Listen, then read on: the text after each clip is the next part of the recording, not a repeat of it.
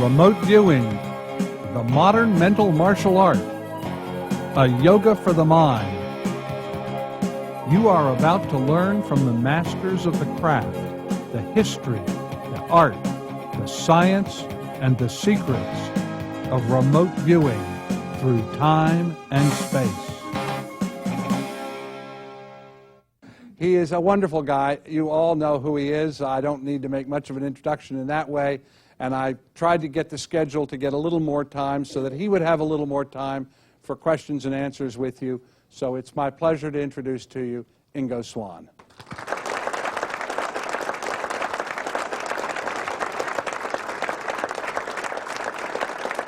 It is a pleasure to be here today. I was one of the first psychics officially invited here to give seminars for a weekend. But that the ARE should get together with remote viewing, you know, that's really a little dicey. And I think that that's sort of an achievement. Don't you all think that's an achievement?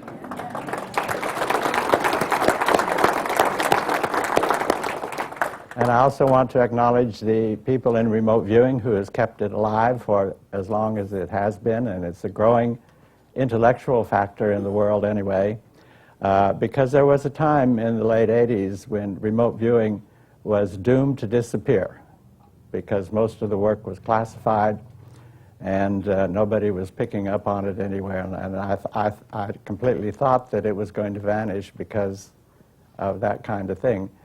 The ARE and the remote viewing and other spiritual psychic organizations around the world fly directly in the face of the great social commitment to keeping humans uninformed about their psychic nature.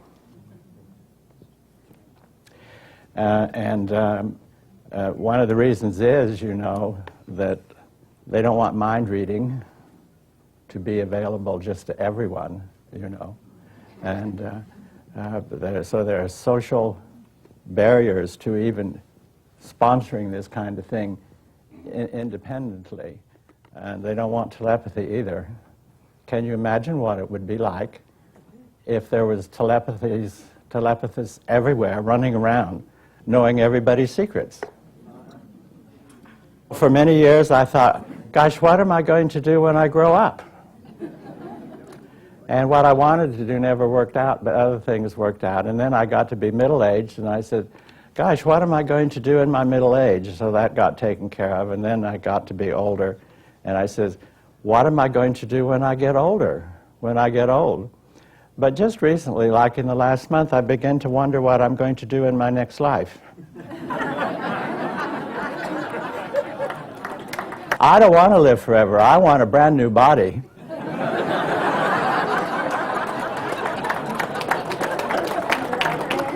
And I want to design it.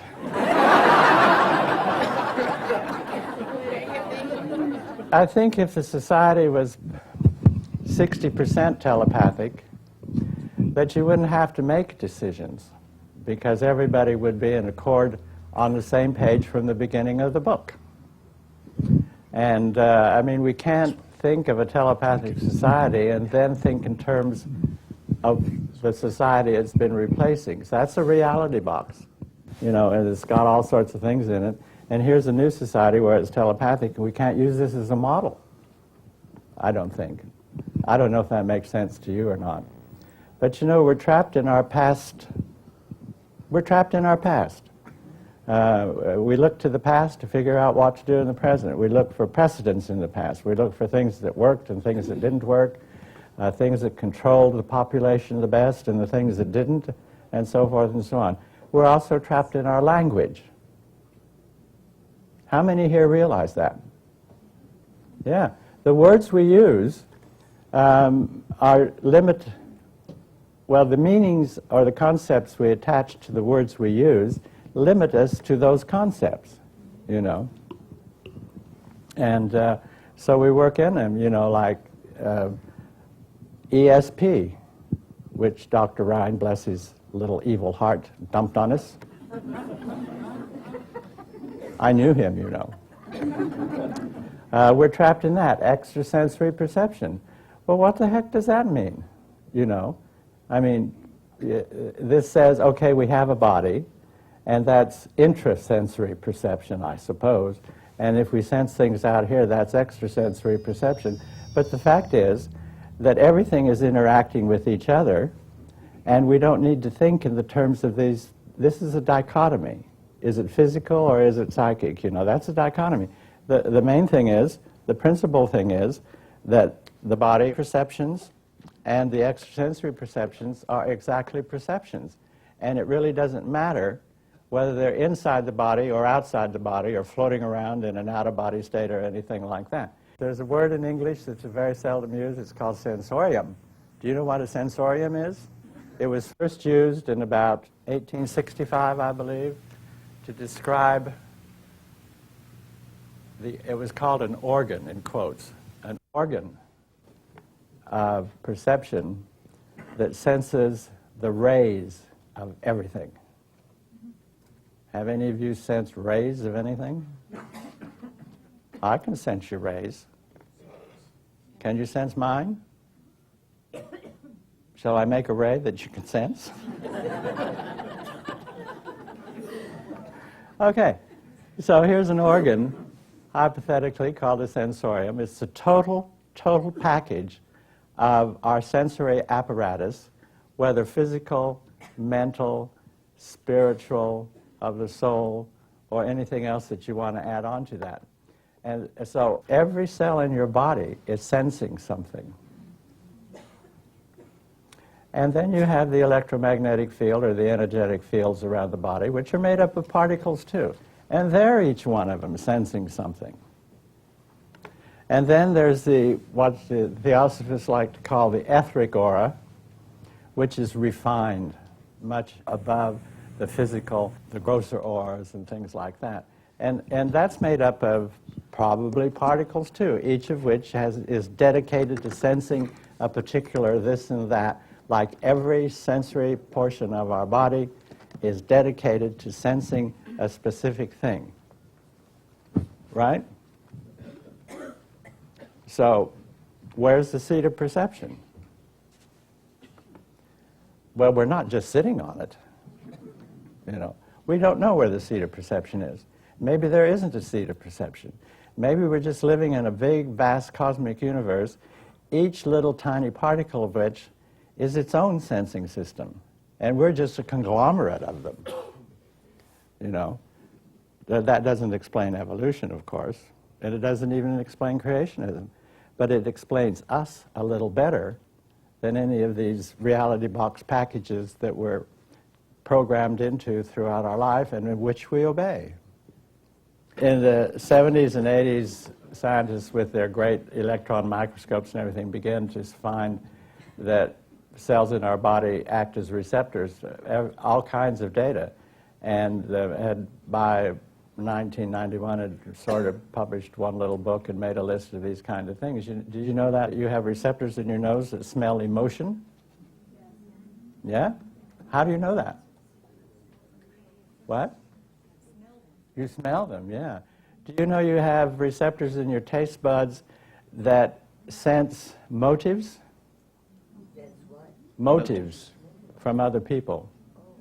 So if you go around with your tongue, when you're talking to somebody, just give them your tongue and you might sense their motives and things like that. You know, these are all things that used to be attributed to parapsychology and to some kind of non-physical apparatus, right? Extrasensory perception was not supposed to emanate from physical things. for whatever the reasons were, I was born into this life, and by the time I was 3 months old, I could see people's auras, and I could do this, and I could go out of body and travel around and so forth and so on.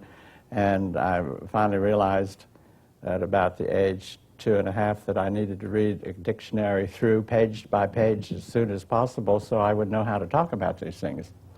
So I did that, and thereby I found out that you weren't supposed to talk about these things. This was back in 1936, I guess. You know, you see how aged I am? So then, you know, you are subjected to cultural conditioning around you, and you like to fit into that cultural conditioning, so you learn what not to talk about and what to talk about, and so forth and so on. So yourself, as one of these magnificent sensoriums that you are, gradually gets collapsed down until you fit in. And it has to be a true fitting in, because even though the people around you don't want you to talk about these things, a lot of them have residual telepathy anyway, and they can sense whether you're fitting in or not. How many people here have never fit in? Look at this, you see. I mean, and how many people here have fit in? Well, you have to fit in, you know. I mean, that's the rule of the game out there. That's the social scenario out there, so you have to fit in. And so by the time I was 15 and I was wanting to date this girl that I fell in love with and everything, and I had to fit in order to be able to do that, you know. And that relationship lasted all through high school and everything. And then she went off and married somebody else anyway. So, and then I got into college. I signed up for Psych 101. And so I was in there, and they were talking and going on and everything, and it seemed very mundane and boring to me. And I said, well, how do you incorporate psychic phenomena in all this? So I was asked to leave the course. Yeah. Thrown out of Psych 101. And, you know, we don't have, you know, we have a tremendous range of awareness potentials. And you would think that awareness is really important to us, right? There is no awareness 101. And the lacking of 101s is a list about this long that goes down to the floor, you know. There should be a sensing danger 101. Our systems are set up to do it. It's called direct instinctual perception in some scientific papers, you know. But how many of you here have ever sensed danger? Yeah. Very convincing, isn't it? How many of you obeyed it? How many of you didn't obey it?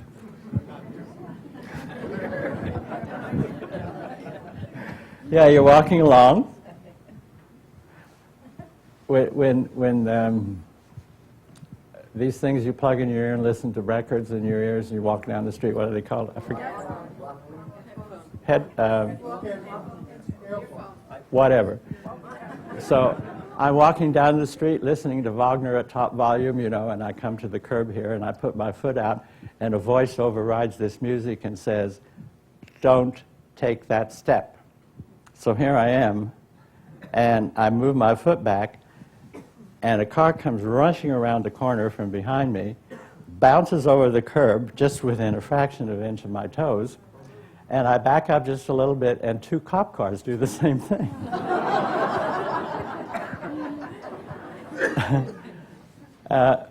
Now, is that something functioning in you? How many of you had a dramatic thing like that? Ah, look at this. That's why we're here, isn't it? So then, after I left the UN in 1969, I couldn't earn any money because already I was unemployable. And so I took to writing sex novels. That was that was the big wave of I mean, there's a better word for it, but I'm not going to use it. And they had to be 37,000 words long, and they had to be readable. They couldn't be edited too much, because you sold them to the mafia in New York. And the mafia, if they liked this book, they'd give you a check for $250, and you could go around to the corner at the little bank on Broadway and Canal Street, and they'd cash it without asking for any ID, everything. My rent back then was $35 a month, and I could do one of these a week. So I was rolling in dough in those things there. And then I met my dear friend Zelda Souple, knew everybody in parapsychology and things like that. And through her, I started meeting all these kooks, you know. She was a past life regressor also, and people were coming to her for past life regressions and finding out they were all Cleopatra. Lots of Cleopatras walked out of Zelda's apartment. And then Zelda gave parties every once in a while. Everybody tanked up on really cheap wine. And I met Cleve Baxter at one of these parties. And this is the plant guy. You've heard of him? Yeah. So he had he had a lie detecting school in New York, which he trained lie detecting experts for the CIA and the FBI and things like that. And you know, the lie detector is a galvanic skin response system.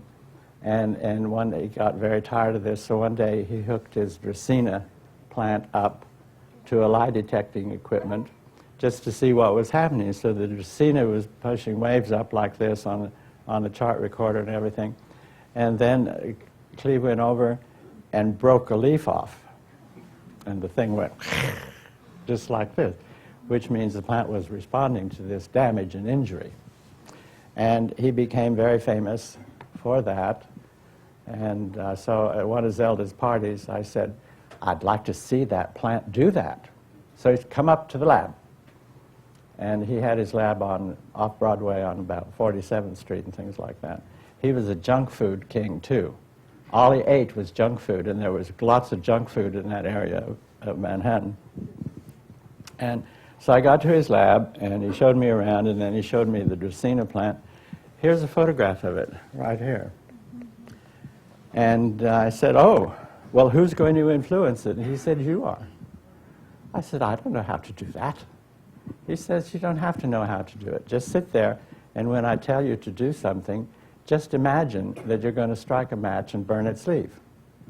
So he got it all going, and then he said, do it, and I did it, and the plant went like this. So I says, well, and he said, well, do it again, and do it again, and do it again, and do it again. Imagine you're doing something harmful and everything. And then after a while, the plant calmed down and wouldn't react anymore. And I said, well, what does that mean? And he says, it means the plant has understood that you're just faking it and you're not going to do it, and there's no need to get excited about it. So then Cleve, having hooked up plants and everything, decided to hook up everything. He took scrapings out of the urine bowls in the men's room of this big building and hooked them up, and they did this and they did that, and then he took all kinds of things, skin samples, skin scrapings, and hooked them up, and they did everything like that. And he told me that, boy, sperm lasts a long time in an active life state. Well, I hope this doesn't embarrass you, but this is science, after all. And then he took blood from a guy, shot it into a vial, hooked the blood up to the machines with 2 electrodes in it, and then he poked the donor with a pin, and the blood did this thing here. And in fact, that effect could be done 5 blocks away, wherever the guy went. When you can stick somebody over here, their blood is over here responding to it, what does that suggest to you? The whole universe must be somehow interconnected, which is what certain sages in the past have said all along, right? Well, mystics, have you ever had a mystical high? And one of the key factors that comes out of that is you realize that everything, this is one. whatever and everything like that. But 20 years ago, scientists hated Cleve Baxter like mad. And he got all sorts of bad press and everything. But, you know, it just seems like it fell off of Cleve Baxter like water off of a duck. And in the late 70s, you know, scientists said plants don't have nervous systems, so they cannot respond to these kind of things because this is a nervous system response, right? And then in about 1977 or 78, that terrible magazine, Scientific American, published an article about some guys and a gal that had found out that plants have rudimentary nervous systems. And this was specific to tomato plants. And when a tomato plant feels a caterpillar coming up its stem, it sends an electro-coded signal to all the cells in its body to produce a poison that is toxic to this little guy climbing up and ready to chomp away. Did you know that? Cleve Baxter should have been pulled up out of his obscurity and made much of, but nobody's picked up on that yet. Can you believe that? It's now 20 years since. Yeah. Everything has a nervous system that's animate anyway.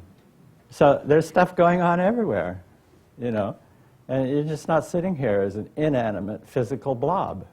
Are you? I hope not. That's what I want to retire to. I want to become an inanimate physical blob. Now, so Cleve Baxter's work started me. I thought, well, I'll do this. I'll volunteer to do this for a couple months, and then I'll get back to trying to earn money writing sex novels. And that was in 71. And in 72, I was front page news, having succeeded a great deal at the American Society for Psychical Research, and so forth and so on. And the last thing I ever imagined was that very soon I would be working for covert research development sponsored by AIC. I just put it backwards so I don't mention. And then Cleve Baxter made what I thought was this terrible mistake. He recommended I be in touch with this Dr. Puthoff there. And I said, what for? You know, I didn't want to do this. I want to get back to earning a little bit of money, you know. So I wrote him a letter. And the next thing I knew was 16 years later, I still hadn't made any money off of sex novels. Now, in there's a lot of experiences, you know. I had been relatively an introvert up to that time. But when you get in parapsychology, you know, they're all nuts. If you're an introvert, they spit you out in 3 months. So I said, well, I do want to succeed, even though I don't want to do this for very long. I do want to succeed. So whenever they had an experiment that I thought was not a worthy experiment, I said, you know, this experiment sucks. Why don't you do this instead? So Gertrude Schmeidler and Janet Mitchell and Dr. Osis, I'd been getting good results, you know, so that gave me a little tiny clout. So they tried some of the things I wanted. And one of the first things I tried was, you know, the typical way of running an experiment, you hook the subject up to a microphone. And the subject then tried to float out of the body and see what they had on these trays up here. You're supposed to float up and look down and report what you were seeing. So the subjects were doing that, and meanwhile, you couldn't move from this chair more than an inch because your brain was hooked up to all these electrodes which were feeding to the wall, to the early Beckman dynagraphs, brainwave recorders, and things like that. So I tried that, and the fact of the matter is, I sometimes only saw shapes or forms, and I didn't know how to put them into words. So I'm thinking about, how do I describe this? And in this process of thinking how I'm going to describe it, I came down from the ceiling and got back into my head, into the left hemisphere, and said, well, how are you going to describe this? So I thought that was a mess. And then even after you dictate this stuff, then it has to be transcribed by somebody else and put on a piece of paper, and then it's given to blind judges, so forth and so on. And this is a whole laborious BS project. So I said, I don't want to talk anymore. I just want to have a piece of paper, and I want to draw what I'm seeing. This was not the first time this had happened in parapsychology, because it happened in 1904 too, in some early experiments, where some stubborn, they didn't have verbal equipment back then, you know, and things like that. So I said, I'd rather draw it, and I don't want to talk anymore. So I started making these little sketches. And these little sketches revolutionized and led the way into what became remote viewing, because wherever it was possible to do so, I encouraged abandoning the verbal method and assuming the visual method, because what's going on in your brain is not words, it's pictures, right? Yeah. You know, the human mind is now being called the fastest computer in existence, although I think there's some 8-legged water bugs in my building in New York who are faster than me. Have you ever tried to step on one of them? Break your legs trying to do so. So, no, the human mind produces pictures, mental image pictures, and you can sketch those. You don't need to describe them and things like that. Description takes time, you know, and you're moving from the visual mode into the literary mode, and that distorts the signals and everything like that. If you draw things rather than talk about them, actually, you know, there's about 33,000 languages being spoken on Earth at this minute, languages and dialects and everything like that. So somebody remote views the same target, and depending on what language they're using, they have to reconvert those signals into the linguistics that they're using, and then if you want it translated into another language, you've got to find a similar word and a similar word until you get down to the end, and there's nothing left of the signal. Let's take this from a computer point of view. If the computer is not programmed to function accurately every time, what are you going to have? Yeah. Is it going to survive as a computer? All right, so let's say that our sensorium and perceptual systems are acting like a computer. You know, what you're actually accessing is at least very tiny electromagnetic signals. You're not accessing the picture of this woman here.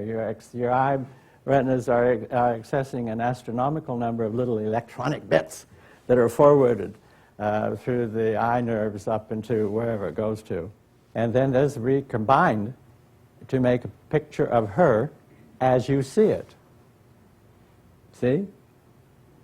I see this lady here has a very powerful energy thing along her spine and up the back of her head here, almost like she's about to be awakened. Or she hopes to be, anyway. Do you see that? Do you see that? Well, it's just because something in your system is not functioning to permit those kind of signals to achieve a visual status, you know. Okay, let's imagine that the human sensorium is a big board here. And along this big board are thousands and thousands of little toggle switches. You know what a toggle switch is? They go on and on and on and on, like this and so forth and so on. And let's say you have, well, the brain itself has something like 4 trillion cells in it, so you at least have that many toggle switches, you know. But let's say there's just 1,000. And after you get done with your social conditioning and you're made to fit into the society that you're fitting in with and so forth and so on, of these 1,000 toggle switches, maybe only 3 or 4 of them are still on. All the rest have been switched off. Okay?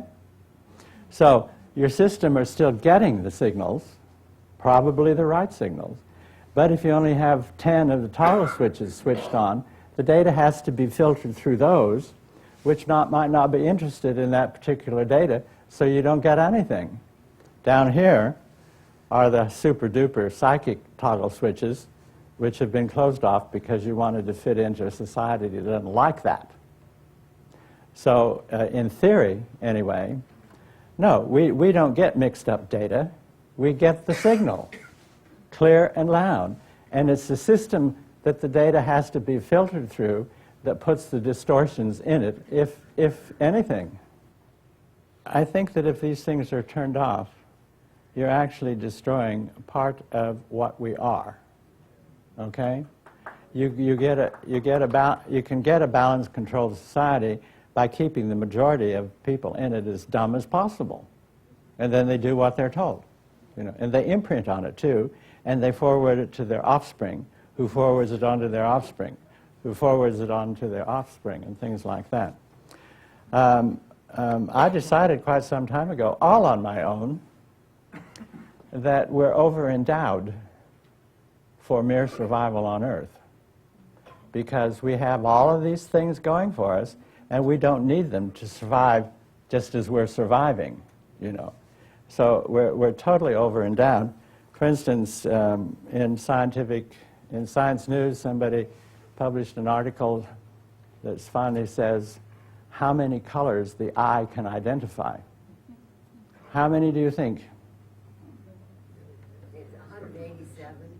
187? Something like that.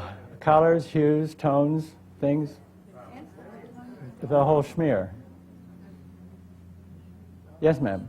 There are 360 some different colors of white that the female eye. Yes, that's right. But how many can the human eye? Your eye does this. Everybody's eyes do this, unless you're colorblind. Look at that grammar, would you? Does this. Come on, give me more estimates. No, they give a figure of 248,000 colors that the human eye deals with. Now, that's a bit of an over-endowment because we don't need that many. Do we? I mean, we could get along with just black and white. We get along with black and white anyway in many areas. It's either black or it's white. Or, I'm sorry, you're not supposed to use that anymore. It's red or green, let's say. And I says, well, I don't know how they came to that conclusion or what they're thinking, but think of what the sensorium can do. If the eye alone can do this, deal in this multiplicity of things, the human sensorium, if you look at all of the anomalous phenomena, the recorded anomalous, we're talking about a mega computer of some kind, which is totally unnecessary to even account for evolution on Earth. Evolution can be accounted for on a very simplistic method. But why should evolution have ended up having people, us here, who have thousands and thousands and thousands of activities and little projects and capacities and so forth and so on that we don't even use?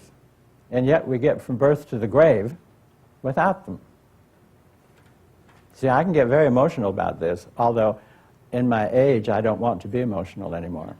But it's a fact, I look here and I see all of you not as the physical thing that you are, but as one of the fastest computers in existence, totally equipped to do things that we probably haven't even identified. And you're sitting here being fascinated with this miserable specimen. And I don't know if I'm making sense, because you can't make sense if you stay at a simplistic level. You're over-endowed. You're not using 99.9% of what you're endowed with. None of us are, even little me, And but, this is slightly beyond just mere remote viewing and things like that. But, I've gone beyond remote viewing. I can't sit around in the early 1970s and say that's the rest of my life or anything like that. So, this is one big answer that might answer a lot of questions, because it's my idea that we're just simply over-endowed for what we use. Materialists want to collapse us back to the fact that make us completely believe that we're only material bodies, and the only thing to life is what transpires between birth and death, and you should make the most of it and enjoy it the most. And that is BS, because you're an immortal soul, if nothing else, And you've got to think in these terms here, you know, like I'm already thinking about the next life. I do not want to be educated in a public school here in the United States, for one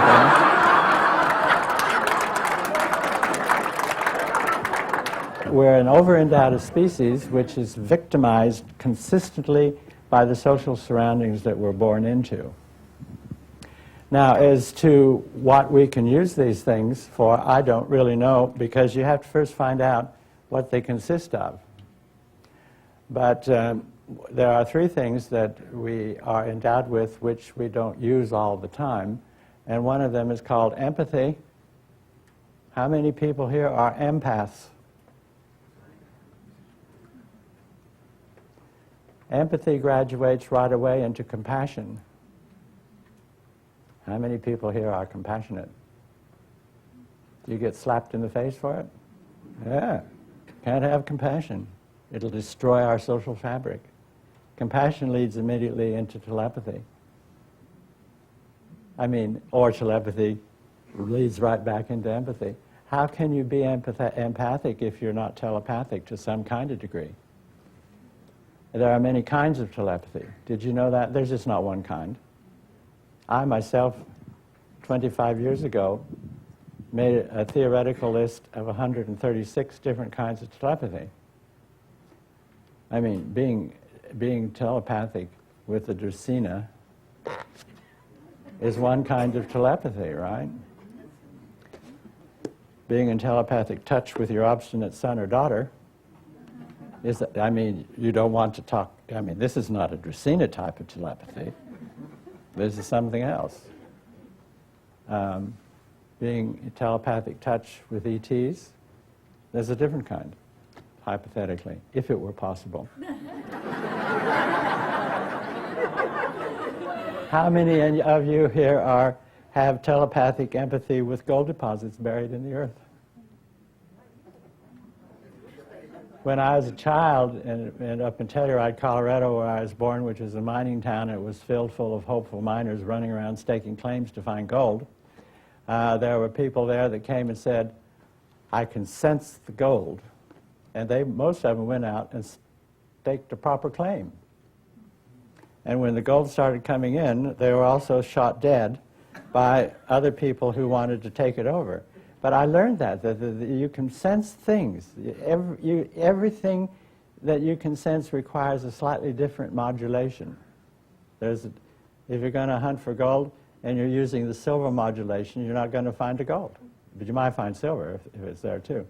If you're searching for corabundums, those are rubies, emeralds, things like that, and you don't have the proper, as my friend, I can't think of his name right now, Marcel Vogel would have said, your internal piezoelectric crystal is not configured along those lines. And I said, well, can't you just turn it on? He said, yeah, you can turn it on. So this is a toggle switch thing here, and things like that. So we're multifaceted. We have, I don't know, you can't even, you think you might have 10 psychic abilities. Parapsychology used to be able to list only 9. But I can list 136 forms of telepathy alone. And anybody else could too if they just set their mind down to it and say, telepathy is not one just big thing. It's like an all-seeing crystal eye with rays in it, which sends out different kinds of rays, blah, blah, blah, and things like that. So we're trapped in our conditioning, our word conditioning. Parapsychology trapped us in words. Did you know that? Do you know what the word precognition means? Well, they got it up in parapsychology to say that it means seeing the future. But excuse me, pardon my bacon. I'm losing my teeth, so it's touch and go if I can even eat bacon anymore. Precognition, if you look up the word cognition in the dictionary, it says an idea that is realized at the time it's realized. And there's no pre to it. Because if you put a pre to it, then it's an oxymoron. So parapsychology gave us a number of oxymorons, which everybody believes is effective language, right? Yeah. My vision of the future you don't want to hear about because you won't like it. There are some 75,000 nuclear warheads stockpiled on Earth around the planet, when 10 would do the job. You think they're going to sit there and be unused forever? And they're still building them. Weapons of mass destruction are proliferating in every country that's possible to do it. I just found out by reading a certain book last month that the Japanese were already experiencing in biological warfare in the 1920s in Manchuria. And these things, I just published a book called The Wisdom Category, Shedding Light on a Lost Light, which I use the weapons of mass destruction as a scenario that stands between us and the future. And I can't see beyond that. But because I'll see it in my next life, I guess, you know. Whatever you're going to see in your next life, you usually can't see in this one because you're going to see it anyway, so it's a redundant thing.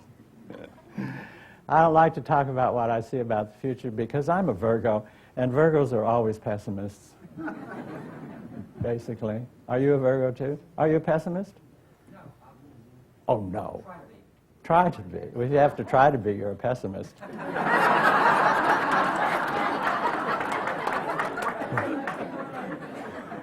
But people, even when I was here, 3 people said, how do I get rid of my blocks? I says, well, why are you thinking in terms of blocks? You know, if you try to get rid of the block, you probably can't because you don't know where the block came from. And so I even wrote a book called Reality Boxes and Other Black Holes in Consciousness. It says people want to change their reality boxes, but you know, they're pretty well imprinted by the time you're 7, the basic ones. And by the time you're 14 and you undergo the sexual awakening and things like that, they become locked in stone or cement, things like that.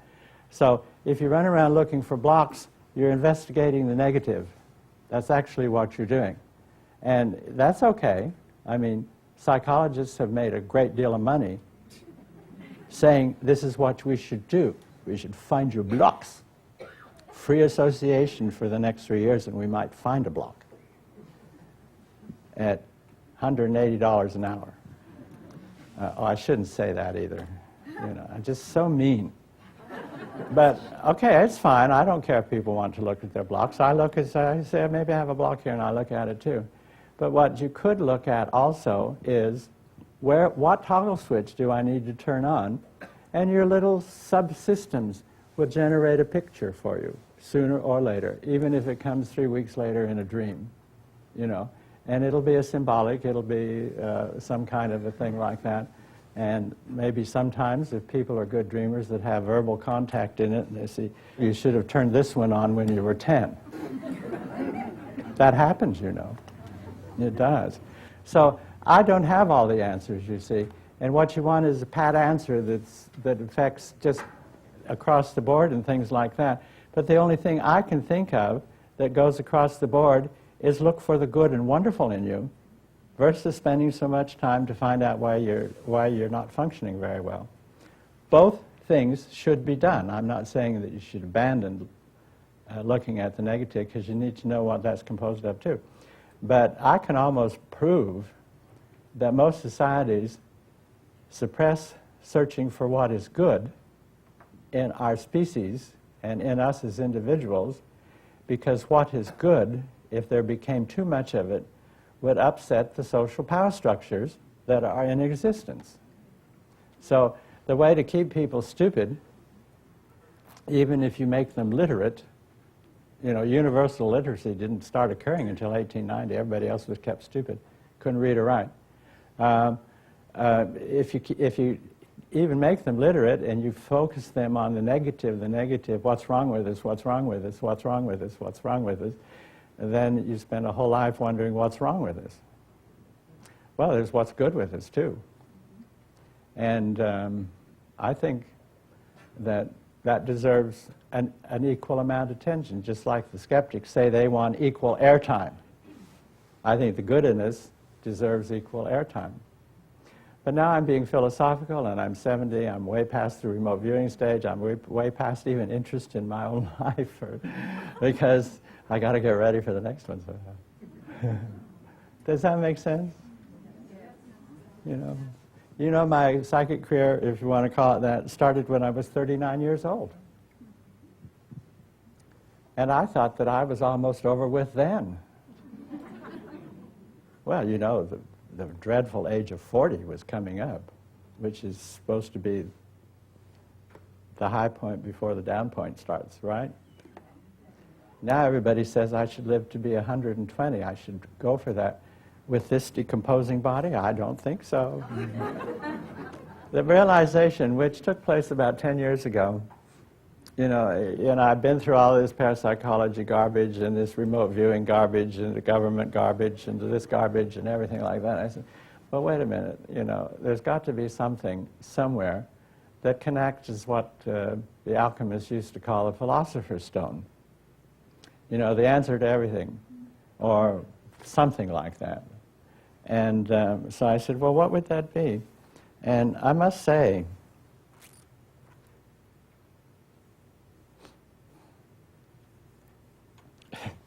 that if our species did not have innate compassion toggle switches, we would have ceased to exist long ago. I mean, you can't go through 6,000 years of wars only. There has to be something behind the wars and things like that. And there was a philosopher who I hated for a long time because he was a Marxist. I can't think of his name right now. But he made a quotation, which I put in one of my books, that talked about compassion. And I said, well, that old Marxist, you know, they're not interested in compassion. Marxists aren't interested. They're not supposed to be anyway. And because that's paranormal. Compassion is paranormal. But I think that, yeah, compassion. And from compassion comes all of the things that build and make and strengthen compassion. This doesn't mean you need to go overboard. Because you got to get ready for things that might happen to you, you know, and things like that. Yeah, compassion. I'd put it up there at the top somewhere. I've been surprised many times, and I don't know how my reality box has dealt with it. And, you know, we all have reality boxes, whether we like it or not. And everything, you know, I just go to bed for 2 weeks, and get up and start over again. I told my parents when I was 2.5 that I didn't like the name they gave me and I wanted the one I had before.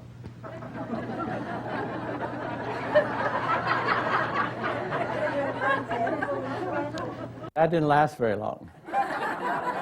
What was the one before? I'm not going to tell you.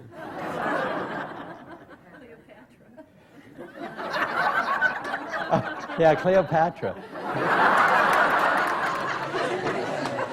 I got bored with the experiments, humdrum experiments at SRI, and I told Russell and I got to do something exciting except this blah, blah, blah, blah, blah, blah, blah, you know, things in boxes and so forth and so on. So they said, well, what would you like to do? And I said, well, why don't we try to see if we can visit a planet? I mean, instead of something around the corner. So they agreed they would do that, and they set it up, and I threatened to leave, you see. I mean, you can't, if you're bored with what you're doing, you can't produce good stuff, right? So they set it up, and then they said, send it out to various scientists that it was going to take place, and so forth and so on. It was all prepared. And then the night before I was going to do this, I said, damn, what have I gotten myself into here? And I got raging drunk. I woke up in the morning with a hangover you wouldn't believe, and I had to go in and do this thing. And I drew the pictures very briefly, and I gave a very brief thing here, verbally and so forth and so on. And I said Jupiter had a ring around it, which nobody said was possible, and that there was an inverted greenhouse effect, which people didn't agree with, and they didn't agree with anything I said. And especially I said there are some kind of strange mountains there, which have not yet been discovered, but since then everything else that I said has been confirmed, and it only took 8 minutes to do this. About. Right, Hal? And then I went home and took 10 aspirins. And that's how it came about. The first real feedback didn't come until 7 years later, when a friend of Hal's from JPL called up and he said, you know, we finally found the ring around Jupiter, and Ingo was the first one to discover it. But I did not get to be if you discover something, you're supposed to be able to name it, right? Well, they just forgot about me. And you know, when people used to come to SRI and visit Hal and everything from Washington and everything, that they wouldn't have lunch with me because they thought I could read their minds. So that says something. If you think about that, that says something.